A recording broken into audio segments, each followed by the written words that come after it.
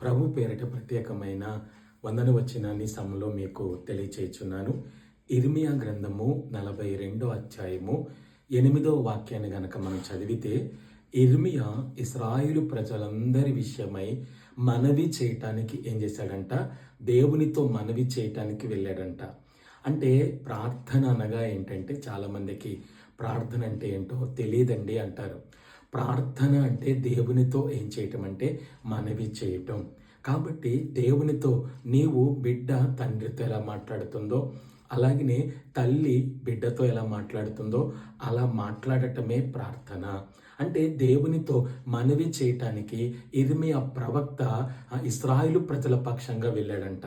అలాగనే నీ అవసరతల నిమిత్తం, నీ అక్కర నిమిత్తం, నీ కుటుంబంలో ఉన్న సమస్యల నిమిత్తం నువ్వు మనవి చేయటానికి నువ్వు దేవుని దగ్గరికి వెళ్ళినట్లయితే, దేవునితో నువ్వు చేసే మనవి దేవుడు ఆలకించి ఎవరి విషయమై మనవి చేస్తున్నావో వారి విషయమై ఒక విడుదల నీ ప్రార్థన ద్వారా దేవుడిస్తాడు. దేవుడి మాటలు దీవించును గాక. ఆమేన్.